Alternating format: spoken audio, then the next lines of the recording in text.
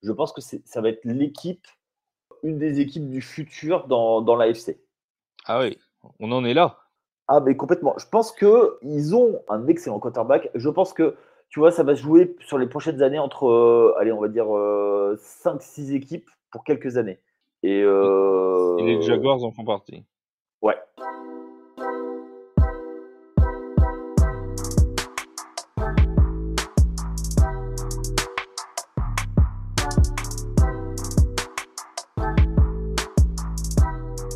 Bonjour à toutes, bienvenue dans Tailgate spécial preview. On commence les previews de division avant le début de cette saison 2023 de NFL. On commence avec l'AFC Sud qui va donc voir, comme depuis de nombreuses années, les Texans, les Colts, les Titans et les Jaguars se mettre aux prises les uns les autres. Et pour parler de cette division AFC Sud, celui qui m'a brillamment remplacé pendant mes congés à la présentation du podcast et que on retrouve maintenant avec moi en duo, c'est mon Yaya. Salut Yaya, comment tu vas? Salut Flav, salut à tous les agents libres. Eh ben oui, c'est en mode Batman et Robin. On a retrouvé la connexion. Exact. On va donc parler de cette AFC Sud qui s'annonce plutôt ouverte cette Oula. année. On a deux équipes qui ont été très en difficulté l'an dernier, deux un tout petit peu mieux. Il n'y a qu'une seule équipe sur 2022 qui a fini avec un bilan positif, c'était les Jaguars de Jacksonville, qui ont ensuite réussi à passer un tour de playoff. On se souvient de ce comeback face aux Chargers de Los Angeles et qui ont ensuite chuté face aux futurs champions, les Chiefs de Kansas City. Oui. Donc les Jaguars qui vont se présenter comme favoris. Derrière, on aura les Titans, les Colts et les Texans. On va commencer ce podcast par ceux qui ont fini dernier de la division l'année passée, à savoir les Houston Texans. Bilan de 3 victoires, 13 défaites, un match nul en 2022. Ils avaient raté le first seed en gagnant lors de la dernière journée. Du coup, ils n'avaient pas pris le premier choix à la draft, mais ils ont quand même réussi une draft avec le choix numéro 2, C.J. Stroud, et le choix numéro 3, Will Anderson. Oui. Donc deux choix très hauts. Ils ont aussi un nouveau coach qui connaît très bien la maison, Demeco Ryans. On a donc un nouveau coach, un top prospect en attaque, un top prospect en défense. Est-ce que les Houston Texans, après quelques saisons galères, ont enfin, Yaya, posé des bases saines pour leur reconstruction? Je suis pas forcément d'accord avec toi sur le fait de saison galère. C'était des saisons entre guillemets mi-figue mi-raisin. L'année dernière, ils ont décidé de lancer le rebuild. C'est l'année -1. J'aime beaucoup ce concept d'année -1. Là, c'est l'année 1. Ils changent de coach. Ils ont fait de la draft un moyen de se recomposer. Ils ont récupéré le deuxième et le troisième choix. Donc, d'après nos amis qu'on avait reçus juste avant la draft, The Trick Play, que l'on salue au passage, ils nous avaient dit que Anderson était quelqu'un sur qui on pouvait construire une franchise. On va voir. Et que le quarterback, CJ Stroud, était un numéro 1 bis. Ouais. Donc, du coup, j'ai envie de te dire, là, ça va être l'année 1 de leur projet. Nouveau coach, tu l'as dit. L'année dernière, ils n'ont pas été si mauvais que ça, en fait. Le bilan est un peu en trompe-l'œil. Je pense que c'est surtout qu'il manquait le playmaker par-ci, le playmaker par-là, qui les faisait passer. Ils n'ont jamais été largués sur les matchs, Non. contrairement à d'autres. Ils ont toujours été accrocheurs et effectivement, tu l'as dit, ils gagnent le dernier match qui leur fait avoir le deuxième choix au lieu d'avoir le premier. Oui, j'ai dit le first seed, c'est le first pick, hein, pardon. Ouais. J'étais déjà parti en playoff, moi.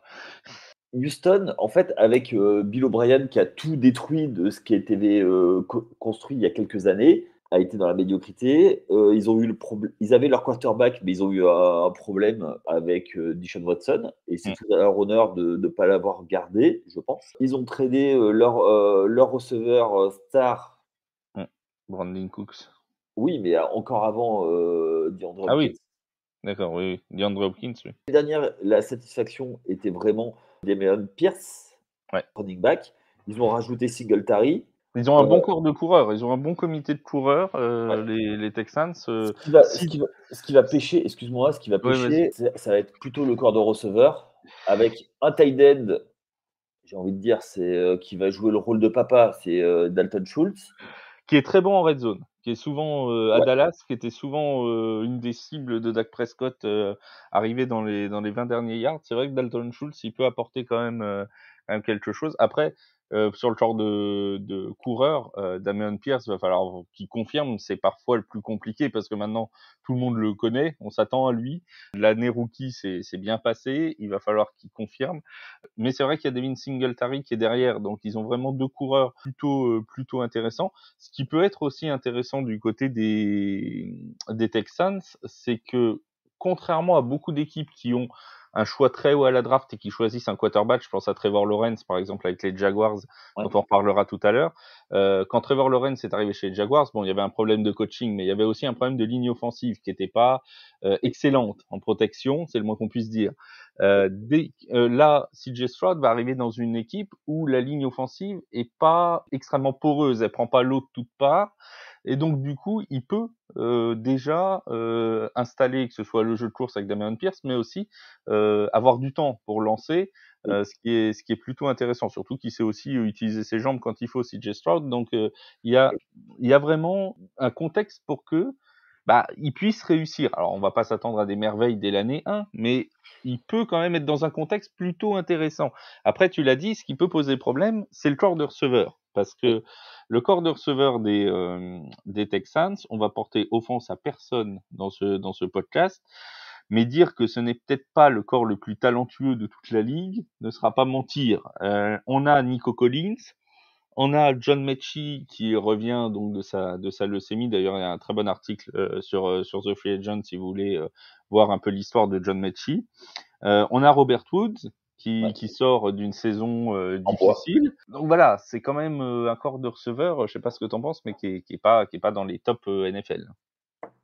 Je pense que ça va être l'objet de la prochaine draft pour eux ou de la prochaine free agency, puisque on sait qu'il y a une construction d'équipe, ça ne se fait pas comme ça. Tu peux pas en un claquement de doigts passer de dernier à équipe contender.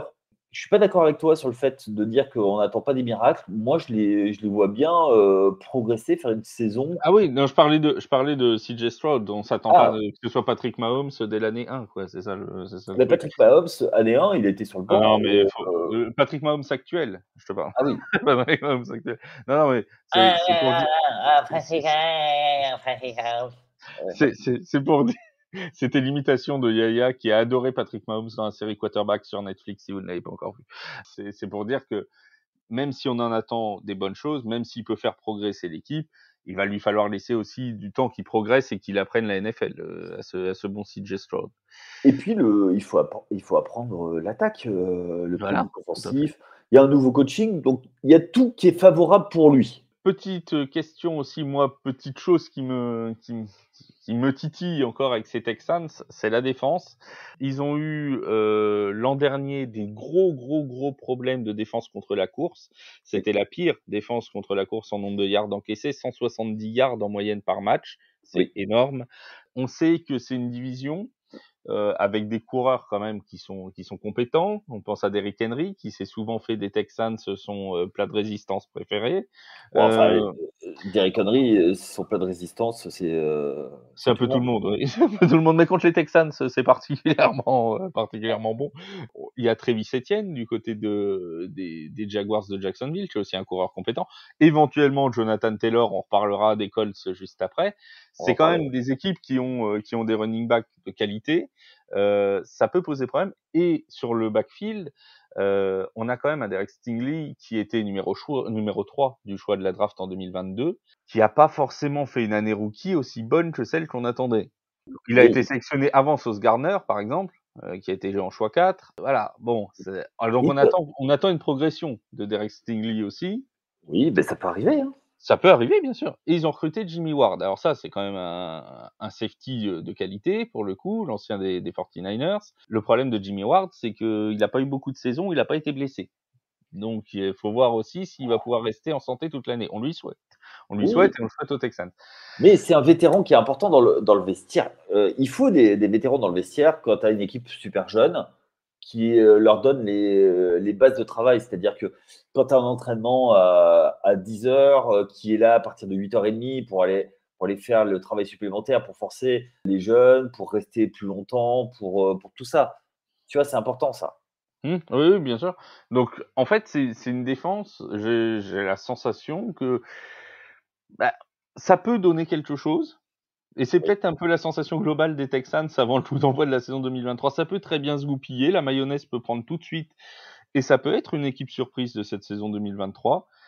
Comme ça peut, rester sur le même format défensif que l'an dernier, et devenir, plus compliqué, même si tu l'as dit, ils ont quand même accroché énormément de matchs, l'an dernier, perdus par une possession ou restés au contact jusqu'à la fin du 3e quart-temps avant de lâcher en fin de match.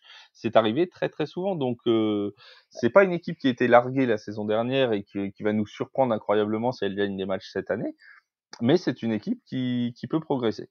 Bah, sans quarterback, c'était compliqué parce que sans faire offense à David Mills, c'était pas un quarterback élite. Ils ont fait 3 victoires. Moi, tu me dis qu'ils doublent leur nombre de victoires, je tombe pas de ma chaise, hein. Mmh. D'ailleurs, on te demande de pas tomber de ta chaise. En parlant de tomber de Ah! sa chaise en parlant de tomber de sa chaise, on va parler des Colts d'Indianapolis, où là, certains supporters ont dû tomber de leur chaise, depuis le début de l'intersaison. C'est un petit peu, la débandade chez les Colts d'Indianapolis. Donc on rappelle la saison 2022 qui fut déjà très, très compliquée. Oui. Ils ont une nouvelle fois cherché un quarterback, ils ont tenté Matt Ryan, ça n'a pas donné, l'effet escompté, si ce n'est qu'il ait réussi à reprendre un comeback contre lui, contre les Vikings. Et voilà, le plus gros de l'histoire de la NFL. Il termine avec un bilan de 4 victoires, 12 défaites, un match nul. C'est un bilan quand même très en deçà de ce qu'ils avaient fait en 2021. Alors, il faut trouver des circonstances atténuantes. On peut parler de Jonathan Taylor qui a été blessé pendant une partie de la saison notamment. C'est Qui vrai. La ligne offensive a peut-être pas été aussi performante que ce qu'on pouvait attendre étant donné les noms qui sont dedans. Et surtout, Bref, Quentin Nelson, qui n'a voilà. pas, qui a à peine son contrat signé, a baissé de pied, quoi. C'est ça. Donc ça fait tout ça en même temps. Heu, on va reparler de l'intersaison après des Colts. Il y a des problèmes de running back, notamment avec Jonathan Taylor. On ne sait pas trop où ils vont, au niveau du quarterback. Ils ont recruté Gardner Minshew, mais en même temps, c'est Anthony Richardson, le nouveau drafté, qui visiblement, a les clés de l'attaque dans le camp d'entraînement, donc qui serait pressenti pour être, titulaire, alors qu'on s'attendait plutôt à voir Gardner Minshew et Anthony Richardson un peu plus tard. Question pour numéro 1, les Colts, est-ce qu'ils peuvent faire mieux que la saison 2022? Donc mieux que 4 défaites, mieux que 4 victoires du coup. Bah, déjà, ils ont un coach. Parce Ça que c'est vrai. On n'a pas parlé de Shane Steichen qui est arrivé des ouais, Eagles et effectivement ils ont un alors, coach parce que il y a ça aussi juste ça a été compliqué. il y a juste une chose. Ils avaient un coach, Oui, contre toute attente, ils l'ont, dégagé en cours de saison. c'était Frank Reich. Ouais, dont on reparlera plus tard, Frank Reich, dans d'autres previews. Je trouve que, la façon dont il a été, coupé, Frank Reich et a envoyé un très mauvais signal à la ligue et à l'équipe. Alors on ne sait pas ce qui se passe dans le vestiaire, hein, il y avait peut-être des choses qui se passaient, il avait peut-être perdu le vestiaire, choses comme ça. Mais un coach qui t'a remis sur la carte, tu lui laisses au moins le bénéfice du doute, tu lui laisses finir la saison au moins. Parce que Mmh. je me souviens que quand il est arrivé Frank Reich, avant, les Colts, ils étaient en perdition. Mmh. Il arrive, Andrew Luck, est parti et tu le coupes comme ça pour mettre un no name absolu, pote de boisson du propriétaire. De Jimmy Irsay, c'était Jeff Saturday, on le rappelle, Ouais, pour ceux qui n'ont pas suivi la saison dernière. et ça a été l'enfer toute la fin de saison et le truc, c'est qu'ils ont pas remis de l'ordre dans l'équipe. OK, ils ont pris un nouveau coach. Tu l'as dit, qui va starter? Alors, d'après la depth chart, ce serait, Gardner Minshew malgré tout qui va starter week 1. Heu, N'empêche que c'est Anthony Richardson qui a toutes les first reps en mini-camp, enfin en camp d'entraînement et moi honnêtement, je commence à me dire que je suis vraiment pas certain qu'ils vont partir avec Gardner Minshew, hein, vraiment, hein. oui, On va voir, hein. Après il y a de toute façon, j'ai envie de te dire, l'école, c'est simple à résumer, il y a plus de questions que de réponses. On est à 3 semaines de la saison, presque un mois, tu as l'impression d'avancer dans un océan de questions Après, on va parler du deuxième sujet qui fâche, c'est Jonathan Taylor. L'Imbroglio, donc il refuse de jouer parce qu'il n'a pas un nouveau contrat, ce qui peut s'entendre, mais ils sont en train de trouver un moyen de le mettre sur la liste des blessés Voilà. Alors, pour pas le payer. on va rappeler les étapes une par une. Donc, Jonathan Taylor a demandé un nouveau contrat. On lui a dit non. Il a été voir le propriétaire, Jimmy Irsay, qui lui a redit non. Du coup, Jonathan Taylor a demandé à être tradé. Ce à quoi Jimmy Irsay a dit, il ne sera pas tradé ni maintenant ni en novembre. Bon. Et là, on a eu une information qui est sortie, comme quoi, en fait, il y aurait des espèces il aurait déclaré une blessure au dos qui, en fait, que Jonathan Taylor dit que ça n'a jamais été le cas. Sauf que l'info ayant fuité chez des personnes qu'on peut considérer comme fiables dans le monde de la NFL, c'est que forcément quelqu'un chez l'école, ça fait fuiter cette info-là. C'est de fait. Donc il y a une espèce de poker menteur qui s'est installé entre Jonathan Taylor et la franchise, qui met pas le truc dans les meilleures conditions. Et il y a 3-4 jours, on a appris que finalement, peut-être qu'il y a des bruits de couloir qui disent qu'il serait peut-être finalement tradé. Donc là, on commence à plus rien y comprendre. C'est un épisode en plusieurs actes, c'est une série Netflix, c'est lui tout seul. Là-dedans, en plus, Zach Moss s'est cassé le bras. Donc le running back numéro 2, c'est en plus cassé le bras. Donc ce qui arrange rien à l'affaire. Ça devient vraiment, je sais pas si toi, comment on s'en sort de cette affaire Jonathan Taylor là. Faut le trader, faut pas le trader, faut faire quoi? Ouais, mais contre quoi? Parce que là, ils ont récupéré Kenyan Drake, l'ancien des Ravens. Oui. Pour l'instant, voilà. Il y Oui, a mais leurs deux RB1 et RB2 sont très incertains, quoi. Donc, oui, c'est ça. Mais moi, j'ai envie de te dire, le problème, c'est que ça va pourrir l'ambiance. ouais. Et si le truc, c'est que si tu le trades, contre quoi? Est-ce Ouais. que c'est un joueur, tu récupères des joueurs? Est-ce que tu récupères des tours de draft? Si tu récupères des tours de draft, tu t'annonces déjà la couleur comme quoi tu, Tu laisses un peu heu, tomber, quoi. tu laisses tomber la saison avant même qu'elle ait commencé. Bon, après il y a quand même quelques certitudes dans l'équipe. Oui. Il y a Quentin Nelson qui, quand il veut jouer, voilà, est un des meilleurs, Ils lineman. ils ont une ligne offensive qui, normalement, a des éléments pour être dominante. Et Logiquement, s'ils jouent et tous à leur niveau, c'est une très bonne ligne offensive, hein, les Colts. ouais, et surtout, sachant que c'est le plus dur d'avoir une ligne efficace en NFL. Ouais, ouais. Et ils ont une défense avec quand même, quelques joueurs qui sont plutôt très bons. Alors, en défense, il y avait un paradoxe l'an dernier, c'est qu'ils étaient plutôt bons, en nombre de yards concédés. Ils étaient dans la moyenne, on va dire, de la NFL, ça doit être à la 15e ou 16e place. Oui, Par contre, c'était la 3e défense qui concédait le plus de points, avec 25 points encaissés. C'est-à-dire qu'on manquait quand même voilà, même si l'équipe en face avait pas forcément gagné beaucoup de yards, ils arrivaient à marquer des points. Et le problème, défensif qui se pose, là, c'est qu'ils ont quand même perdu Stephen Gilmore, oui, qui est mais parti chez les Cowboys, qui reste quand même. Alors ils ont perdu aussi Yannick Ngakoue, ils ont perdu Bobby Okereke. Enfin bref, il oui, y a mais quand même. Ils ont... ils ont toujours Shaquille Leonard, enfin Oui, oui, bien ex-Marius sûr. Leonard, qui est la pierre angulaire du système, qui est l'homme du renouveau des Colts, du run où ils étaient, bon, on va pas dire excellents, mais ils étaient très corrects. Et puis il y a DeForest Buckner qui est toujours là. Oui, oui, bien sûr. Après, là, tu vois, sur le backfield, actuellement, en cornerback, t'as Kenny Moore, tu Oui. as qui? Tu as Rodney Dallas Thomas, Flowers, Blackmon et Juju ouais, Brents.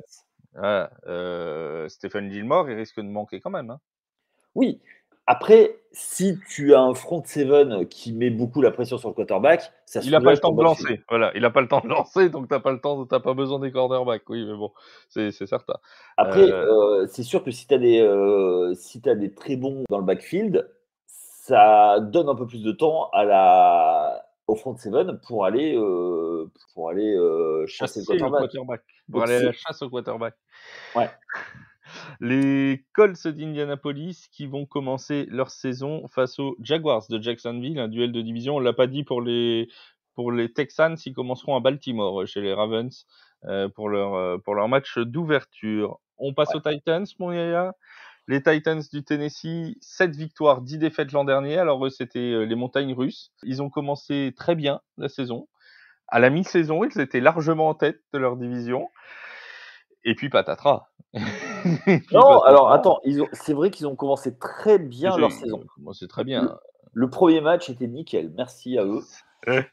Alors, on rappelle que le premier match, ils ont été battus par les Giants de New York sur une conversion à 2 points, si je me souviens bien, tentée par Brian Daboll et les Giants. C'est Todd Barkley qui l'a marqué. Voilà. Ceci étant dit, la première partie de saison fut bonne, la deuxième nettement moins bonne, et ils ont perdu à la dernière journée contre les Jaguars, ce qui leur a empêché de prendre un 3e titre de division consécutif.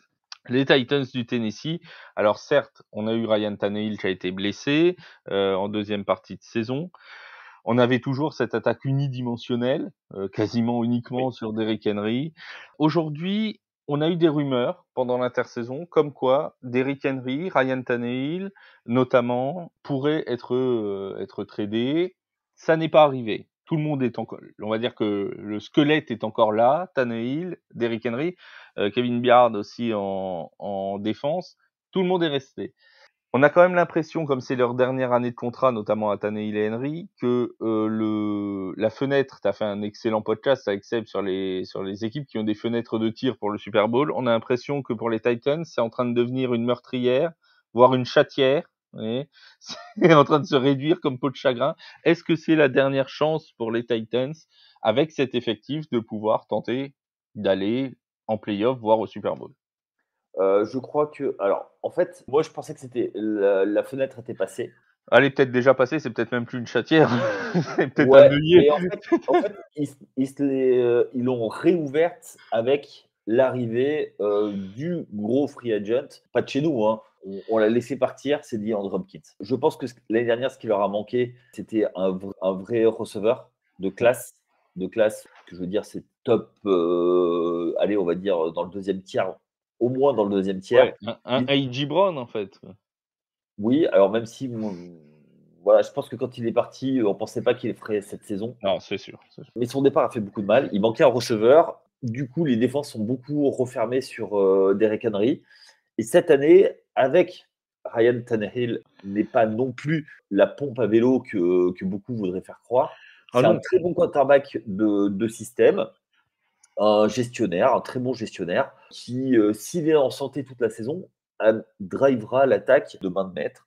Et avec Derrick Henry en forme, plus DeAndre Hopkins, eh ben, ça va donner ce qu'il faut pour avancer sur la saison. Dans la division, il n'y a pas non plus des épouvantails. Ils pourront faire quelque chose. Et je pense que tu l'as dit, c'est pour reprendre un nom de série qui a été fait par nos amis de Netflix, c'est The Last Dance, quoi. Ouais. C'est surtout que tu disais qu'il n'y avait pas d'épouvantail en AFC Sud. C'est le moment que je vais choisir pour rappeler que l'AFC Sud croise cette année avec la NFC Sud. D'ailleurs, les Titans iront jouer chez les Saints à Nouvelle-Orléans pour le match d'ouverture. La NFC Sud, qui sera notre prochaine équipe que l'on fera en podcast, de la prochaine division, pardon, qui est pas non plus constituée d'épouvantail cette année. Donc, potentiellement, il y a quand même, tu vois, il y a possibilité d'aller chercher des victoires aussi intra-conférence. Totalement, totalement. Et je pense que ça va être un petit peu la chance pour qu'il y ait, allez, peut-être 2 équipes qui aillent en play-off cette année dans cette division. Et je pense que Tennessee peut être une des 2. Faudra voir aussi la ligne offensive parce qu'ils ont quand même perdu tout le côté gauche de leur ligne offensive pendant l'intersaison et on a Nicolas Petitfrère qui est suspendu pendant quelques matchs pris dans une affaire de paris sportifs comme il y en a de plus en plus. Oui, il a voulu grandir trop vite, petit frère. Voilà, c'est ça. Pris dans une affaire de paris sportifs comme il y en a de plus en plus en NFL. Oui, Si jamais ça se passe mal, tiens, une petite question, on leur souhaite pas hein, aux Titans. Si jamais ça se passe mal, on va dire qu'au bout de 6 matchs, c'est déjà mal parti, ils sont à 1 victoire, 5 défaites, tout va mal. Est-ce que tu penses que Mike Vrabel va bencher Tannehill pour Will Levis? Pour En se Will disant, Levis, autant préparer la saison prochaine, puisque Tannehill sera probablement plus là l'année prochaine. je ne sais pas si ce sera Will Levis ou Malik Willis. Alors Malik Willis, dont on nous dit d'ailleurs beaucoup de bien pendant ce camp d'entraînement, qui aurait Oui. fait des progrès. Pendant les camps d'entraînement, tout le monde est au top. Tu vois, tu vois, c'est de la com. Alors attention. Oui, non, Euh, mais on mais demande je à pense voir, nous, qu'ils ont on vu veut quelque bien voir. chose. Ils ont vu quelque chose en Malik Willis. Il a pris l'expérience l'année dernière parce que Tannehill était blessé. Mm. C'était pas fabuleux parce que il y a un gap entre la NCAA et la NFL. Moi, je pense il voit plus en Malik Willis le backup en Lewis. Enfin, ou au moins que l'année prochaine ils prennent l'équipe. Hein. Moi, je vois plus Ah oui, Malik Willis. c'est pas impossible. On rappelle aussi, j'ai parlé de la ligne offensive, on rappelle qu'ils ont drafté Peter Skoronski, qui était de l'avis de beaucoup l'un des meilleurs linemen disponibles dans cette draft. Donc ça va faire un petit ajout supplémentaire intéressant pour notre ami Ryan Tannehill. Oui.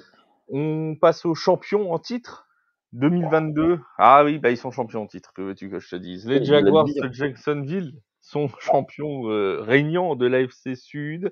Un bilan l'an dernier de 9 victoires, 8 défaites. Je l'ai dit en début de podcast, c'est la seule équipe qui avait un bilan positif à la fin de l'année dernière. Alors eux, ça a été un petit peu l'inverse par rapport aux Titans. C'était pas très très très très bien parti à la mi-saison. Ça s'est beaucoup mieux terminé. Oui. Pour nos amis de Jacksonville. D'ailleurs, leur match de playoff contre les Chargers, ça a été un peu ça aussi, hein, très difficile au début et puis ça s'est mieux terminé. Ça a été un peu un bilan de leur saison. On a un top quarterback, Trevor Lawrence, qui est quand même qui progresse d'année en année. On a un entraîneur de talent, contrairement à Urban Meyer. Un jeu de course qui peut être explosif. Bref, est-ce que tu vois les Jaguars continuer à progresser cette année? Oui. Ah oui, clairement. Moi, je pense que c'est l'équipe de la division. Je serais très déçu qu'ils ne passent pas un step cette année. Je pense que ça va être une des équipes du futur dans l'AFC. Ah oui, on en est là. Ah, mais complètement. Je pense qu'ils ont un excellent quarterback. Je pense que, tu vois, ça va se jouer sur les prochaines années entre, allez, on va dire 5-6 équipes pour quelques années. Et Et les Jaguars en font partie. ouais. Ah oui, ah Et oui, oui, oui, carrément. Tu vois, alors pour l'AFC, bah, il y a les Chiefs qui ont signé un bail pour plusieurs années, les Chargers. dans une moindre mesure. Moi, tu vois, je voyais plus eux, les Bills, où Mmh. ça finit bientôt, mais voilà. Et dernière équipe, c'est Cincinnati. Voilà. Donc, en attendant le retour de Pittsburgh, si tant est que, voilà. Tu as les équipes du sommet de l'AFC qui peuvent, pendant les 3-4 prochaines années, faire se jouer la place au Super Bowl. On a en plus, un ajout intéressant pour les Jaguars. Ils ont même pas eu besoin d'aller le recruter. C'est Calvin Ridley qui revient, Oui. de suspension, qui va sûrement prendre le poste de receveur 1 ou 2 aux côtés de Christian Kirk. On a beaucoup dit l'an dernier qu'il y avait un manque de profondeur au niveau du corps de receveurs. Est-ce que le retour de Calvin Ridley peut emmener l'attaque de Jacksonville dans une autre dimension, sachant qu'en plus ils ont prolongé Evan Engram, Oui. qui semble-t-il leur apporte totalement satisfaction au poste de tight end. Est-ce que tu penses que cet ajout de Calvin Ridley peut encore faire exploser un peu plus cette attaque? Ça n'a jamais été non plus un foudre de guerre. J'ai pas compris le move à l'intersaison pour le récupérer, honnêtement. Il est frais puisqu'il a souvent été blessé, il a été Suspendu? ouais, suspendu. Il n'a jamais fait une saison complète. À voir.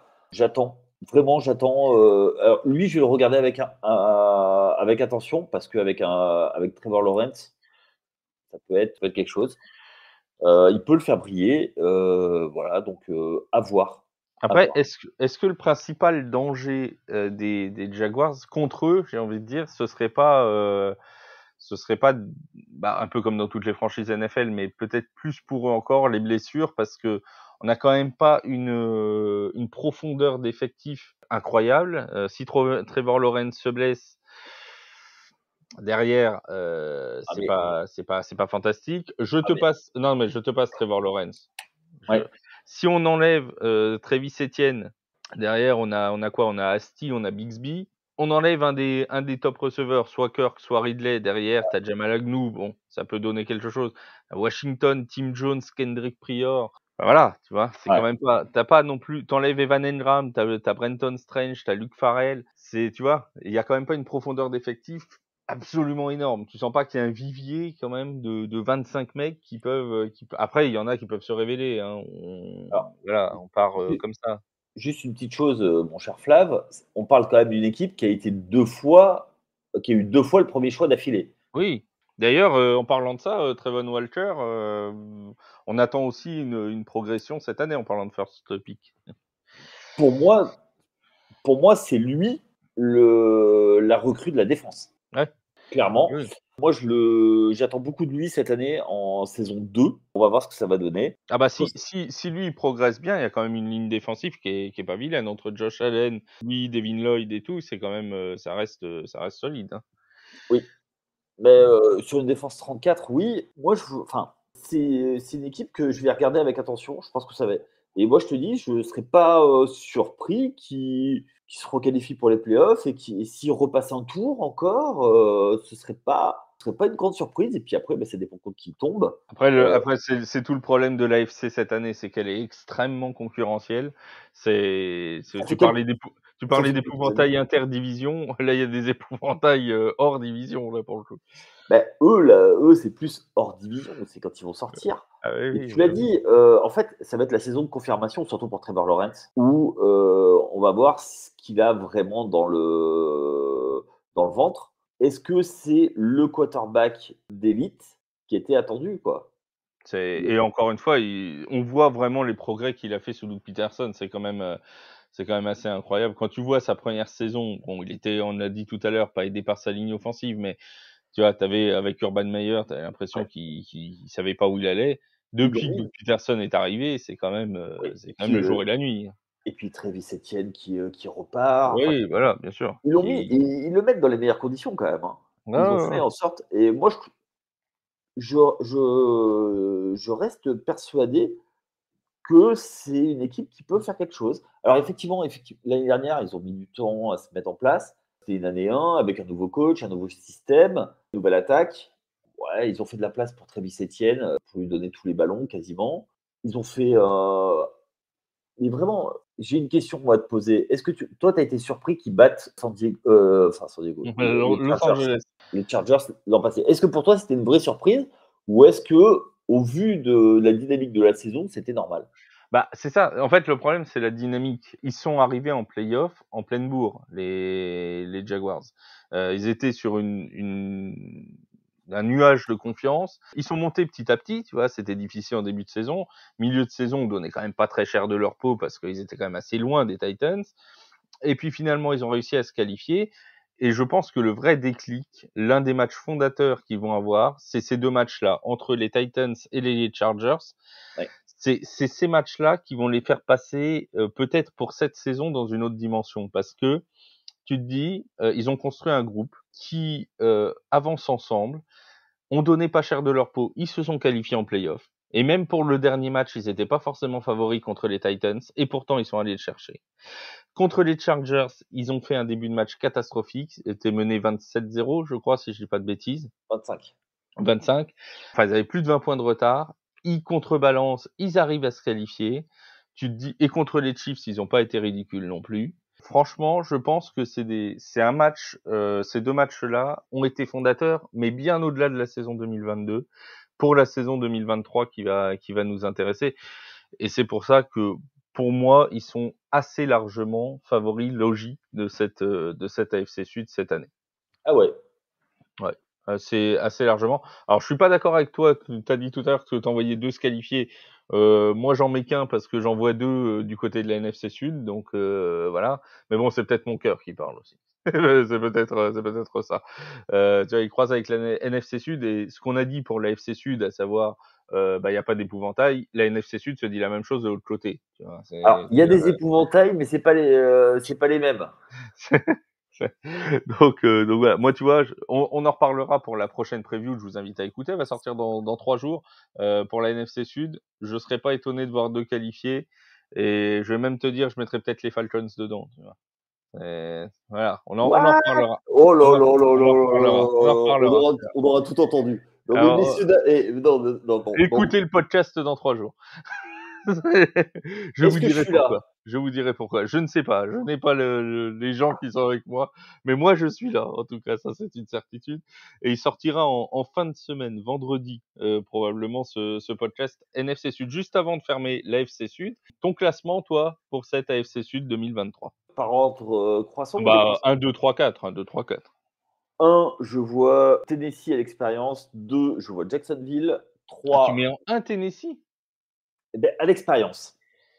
Ah ouais. D'accord. Ok. Mais en Allons-y. fait, je vais t'expliquer pourquoi. Je les vois faire un partout contre l'autre. Ça va pas Les faire beaucoup de points dans le match. Non, une victoire chacun, si tu préfères. Je les vois rouler sur les 2 autres et après ils vont, sur les autres matchs puisqu'ils ils auront le même calendrier quasiment. Ça va Ouais. égaliser, tu vois? Je les vois bien sur, un match clé, Derrick Henry, DeAndre Hopkins, faire un truc, une folie. Donc tu vois, moi je les vois pas avec un gros écart, tu vois? Un à 10 victoires, l'autre à L'autre à 9, 9, tu ouais. vois? Sachant que, encore une fois, donc on l'a dit, hein, les Titans vont commencer à la Nouvelle-Orléans et les Jaguars commenceront contre les Colts. Le dernier match de la saison, c'est encore une fois un Tennessee-Jacksonville. Et il est où? Il est à Tennessee. Voilà. Bah, tu vois, c'est pour ça que je mets la petite piécette, sur eux en premier, sur le match Donc à domicile. Tennessee en 1, Jacksonville en 2, en 3 Houston et et en 4. 4 Colts. Ouais. Et ben moi je mets presque le même ordre, mais je mets Jacksonville en 1, Tennessee en 2, en 3 Houston, en 4 Indianapolis aussi. Ah ouais, Voilà. tu ne crois pas au chant du cygne? Non, je n'y crois pas. Je pense même que voilà, que ça risque assez rapidement de péricliter. Je ne sais pas pourquoi. Je sens pas les Titans cette année. Alors ça peut marcher. Encore une fois, on en a parlé de DeAndre Hopkins, de tout ça qui arrive. J'ai envie de dire, c'est un peu un tout ou rien, quoi. C'est soit ça marche, C'est un all-in. soit ça passe complètement. Ouais, c'est un all-in, moins all-in que les Rams quand même, mais un all-in. Bon, mon cher Yaya, on se retrouve non pas vendredi, puisque toi, tu ne seras pas là pour la NFC Sud. C'est Sébastien qui m'accompagnera. D'accord. Vous serez que tous Mmh, les 2? beh oui, Ou mais tu peux venir si tu veux te rajouter et c'est avec plaisir. On se retrouve donc très rapidement. Il y aura aussi peut-être un podcast, NFL Tailgate, normal avec, Yaya et Seb, en milieu de semaine. En tout cas, merci de nous avoir suivis pour cette preview de l'AFC Sud. On espère que ça vous a plu. Vous n'hésitez pas à mettre des petits pouces, des petits plus, des petits tout ça sur les plateformes d'écoute de podcasts. Et on se retrouve donc dès vendredi pour une preview de la NFC Sud. Salut Yaya, salut tout le monde. À très salut à vite. tous. Ciao.